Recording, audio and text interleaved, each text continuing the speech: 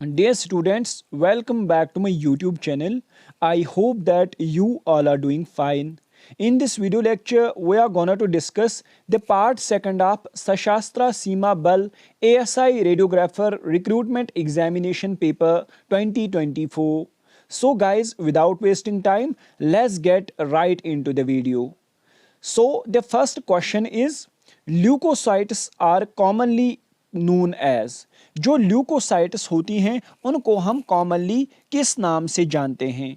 तो ऑप्शंस देखते हैं क्या क्या हैं। Nucleic acid, red blood cells, platelets, white blood cells.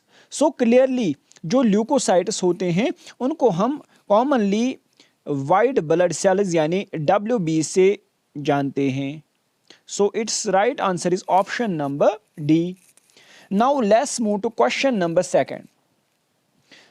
Question number second is which of the following linear accelerators is commonly used in modern radiation therapy for delivering high energy photon beams? इसने कुछ linear accelerators दिए हैं तो हमें इनमें से commonly used linear accelerator choose करना है जो कि हम मॉडर्न रेडिएशन थेरेपी में यूज करते हैं ताकि हम हाई एनर्जी फोटोन बीम्स को डिलीवर कर पाए। तो ऑप्शंस देखते हैं क्या क्या हैं। Medical linear accelerator that is linac, Cobalt 60 unit, CyberKnife, Betatron. So its right answer is option number A, that is the medical linear accelerator यानी लिनैक। तो जो लिनैक होता है ये कॉमनली हम यूज करते हैं मॉडर्न रेडिएशन थेरेपी में ताकि हम डिलीवर कर पाए हाई एनर्जी फोटोन बीम्स को।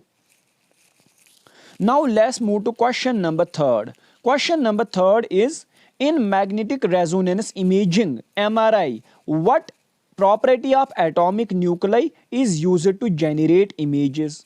मैग्नेटिक रेजोनेंस इमेजिंग में हम एटॉमिक न्यूक्लाई की कौन सी प्रॉपर्टी यूटिलाइज करते हैं इमेजेस को जनरेट करने के लिए?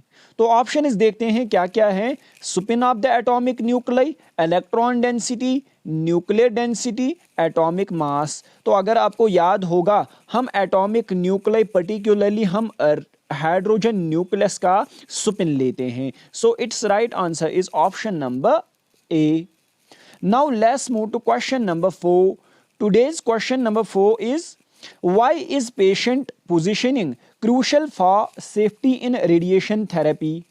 Radiation therapy में patient positioning क्यों crucial होती हैं, क्यों important होती हैं सेफ्टी के लिए?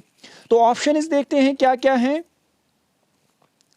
To reduce the cost of treatment, to make the treatment more comfortable for the patient, to ensure accurate targeting of the tumor and minimize radiation exposure to the healthy tissues, to speed up the treatment process. So its right answer is option number C, that is to ensure accurate targeting of the tumor and minimize radiation exposure to the healthy tissues. तो जो patient positioning radiation therapy में होती हैं it is very crucial for the safety ताकि हम accurate targeting कर पाए tumour की और जो हेल्दी टिश्यूज़ हैं उनको रेडिएशन एक्सपोजर मिनिमाइज हो जाए। Now let's move to question number 5.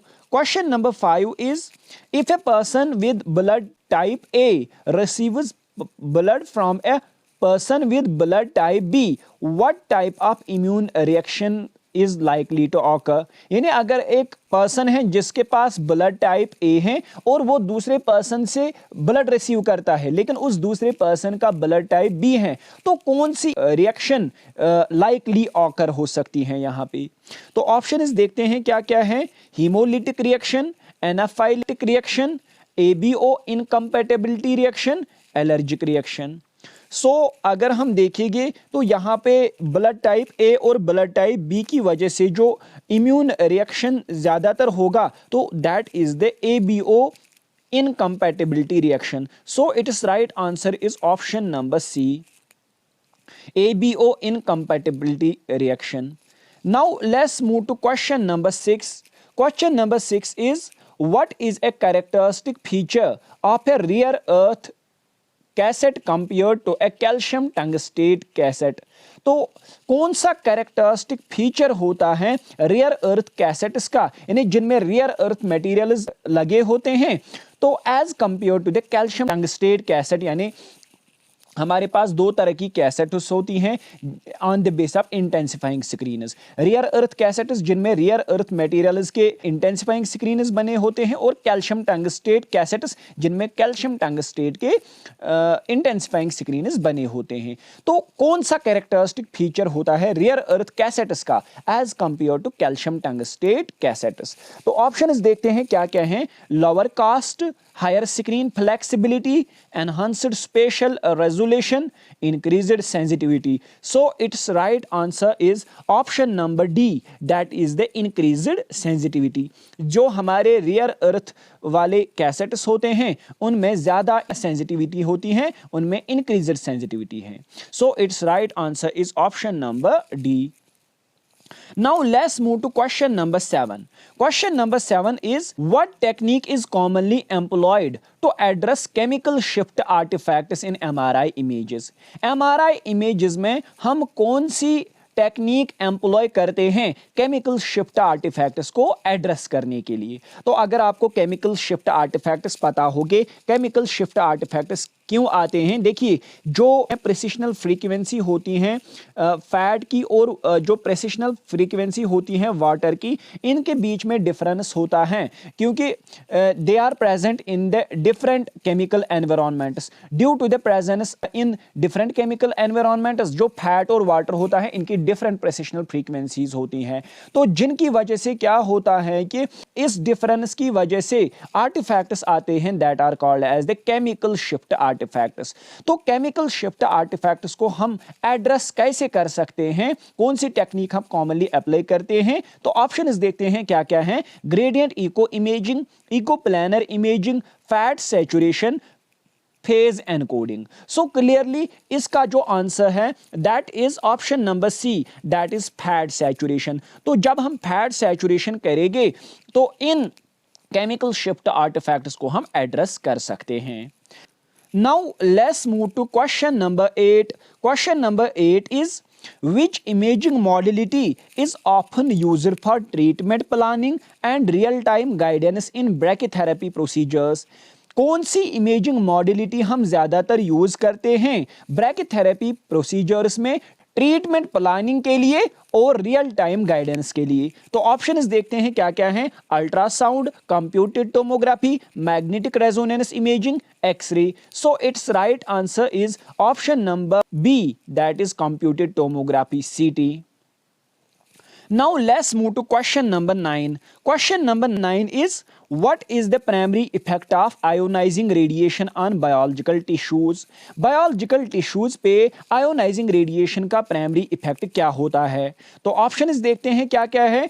DNA mutation, cellular respiration, chemical reactions, thermal damage. तो इसका जो राइट आंसर है that is option number A, that is DNA mutation. Now let's move to question number 10 and the last question of this session, that is, what are the potential risks or complications associated with venography? Venography procedure में कौन सी potential risks या complications associate होती हैं? तो options देखते हैं क्या क्या हैं। Hyperglycaemia, increased risk of stroke, allergic reactions to contrast dye, hypoglycaemia. तो अगर आपको याद होगा जो वेनोग्राफी होती हैं, वेनोग्राफी में हम आयोडीनेटेड कंट्रास्ट मीडिया का यूज़ करते हैं ताकि जो वेन्स होती हैं उनको हम विजुअलाइज कर पाए। तो इसमें हम आयोडीनेटेड कंट्रास्ट मीडिया को इंजेक्ट करते हैं। तो यहाँ पे पोटेंशियल रिस्क या कॉम्प्लिकेशंस यही रहती हैं कि इस कंट्रास्ट मीडिया से एलर्जिक रिएक्शंस हो सकती है। So clearly it's right answer is option number C, that is allergic reactions to contrast media, option number C. Guys, this was the part second of Sashastra Seema बल ASI radiographer paper 2024. I hope you enjoyed the session. Soon I will be back with another session of this paper. Thank you.